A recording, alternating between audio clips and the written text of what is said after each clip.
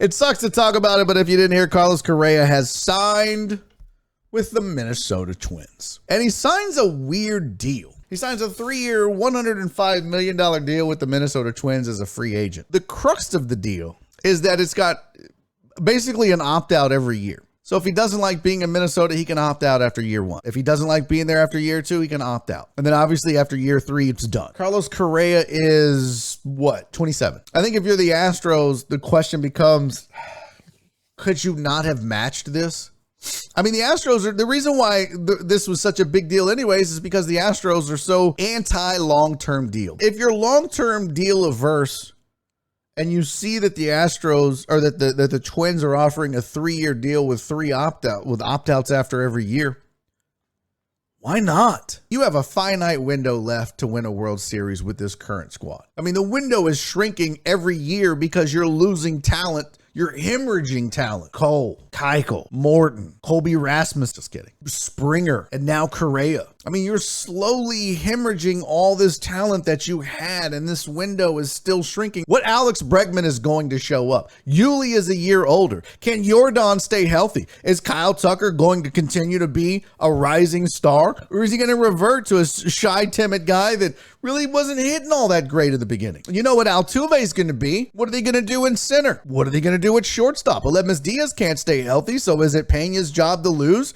Great, because there's your 9 or 8 hitter. I think you bat him ahead of Maldi. There's a lot of questions on this team, and I love this team. I do. I love this team. There's a ton of questions. And let's be real. Since the cheating scandal broke, the one guy that buoyed this franchise is now gone. But here's what we've been told, or here's what we assumed as fans. Well, you can't sign Garrett Cole because you're going to have to sign George Springer. So you can't give Garrett Cole what he's earned. Okay, so they don't. They let Keuchel go. They signed Alex Bregman to a really good team-friendly deal. They're relying on Tucker and Alvarez to be young guys to replace some of these other veterans like Josh Reddick. You assume that now you don't spend the money on Cole so you can spend the money on George Springer, but that's not the case because now George Springer is gone, and we assumed as fans, oh, I get it. They didn't spend their money on Springer because they're going to lock up Carlos Correa. We're good with that. If you didn't sign Springer, the heart and soul, the fun in the clubhouse, the guy, like, we get it. He was a fan favorite, but it's okay.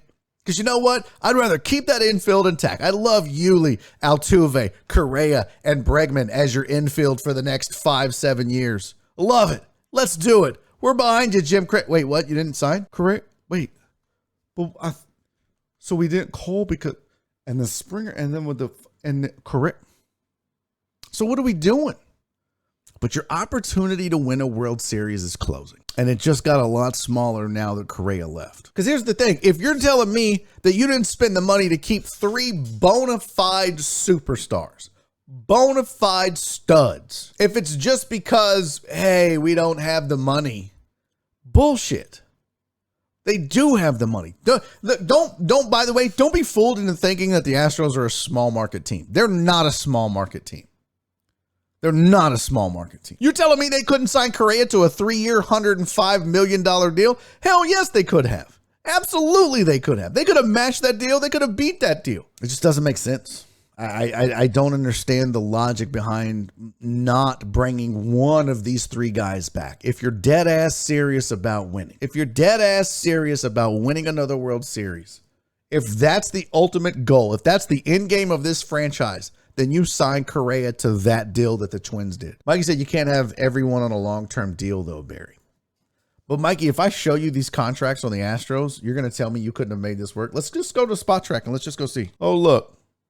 Astros are 10th in payroll. Dodgers, Mets, Yankees, Padres, White Sox, Phillies, Braves, Red Sox, Angels, Astros. So let's take a look at the Astros. So your longest deal right now is Altuve and Bregman. So tell me, Mikey, where's the long-term deal that's holding them back? I mean, when they re-upped for Verlander, it was a 2-year deal. Brantley's on a 2-year deal. I mean, there's no long-term deals here. Look how many unrestricted free agents you have after this season.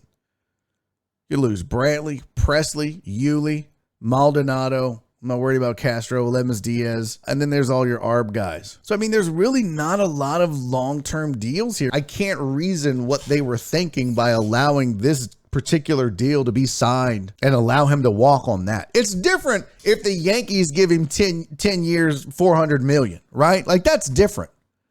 It's different if the Angels throw 7 years, 280 million. But I would rather have Carlos Correa for one more run at a World Series this next year. The next time the Astros fans are going to see Carlos Correa is when he's old and decrepit and just is going to play one more season for the Hall.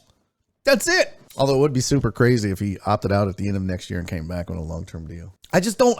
This is what are you doing, Click? What are you doing, Crane?